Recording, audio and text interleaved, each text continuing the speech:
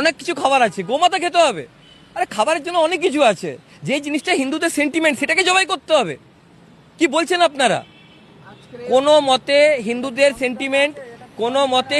Sentiment ভাঙা যাবে না। আকরা ঈদ আসলে তখন আমাদের ভিতরে পশু প্রেম জেগে ওঠে। পশু কাটার সময় আসে তখন আমাদের ভিতর থেকে গন্ডগোল আমরা শুরু করি। গাই আমাদের মা, গাই কাটা যাবে না। তাহলে গরু যদি মা হবে, যজ্ঞে কেন গরু কাটা হবে? আচ্ছা, গরু কাটা যাবে না কেন? গরু আমাদের দেবতা। আচ্ছা, গরু যদি তোমাদের দেবতা হলো, ব্রহ্ম বৈবর্ত পুরাণ ভালো করে মন দিয়ে শুনবেন। এর জন্য স্টেজে দাঁড়িয়ে আমি বারবার বলি, পড়াশুনো করুন। ব্রহ্ম বৈবর্ত পুরাণ কৃষ্ণ জন্মখণ্ড 106 নম্বর অধ্যায় 61 নম্বর 62 নম্বর 63 নম্বর শ্লোক পড়ে নিন। রুক্মিণীর বিবাহের সময় 1 লক্ষ গরু বলি দেওয়া হচ্ছে ভোজন করানোর জন্য। 1 লক্ষ গরু।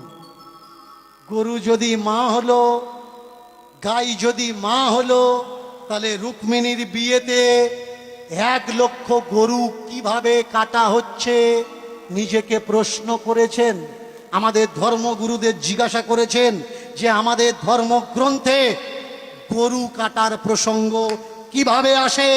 আমাদের দেশে যে যজ্ঞগুলো হয়, গোমেদ যজ্ঞ, ভালো করে শুনুন, গোমেদ যজ্ঞ। গো মানে গরু, মেদ মানে কি? মাংস। গরু কেটে গরুর মাংস দিয়ে যে যজ্ঞ হয়, তাহলে গরু যদি মা হবে, যজ্ঞে কেন গরু কাটা হবে? কখনো কাউকে জিজ্ঞাসা করেছেন?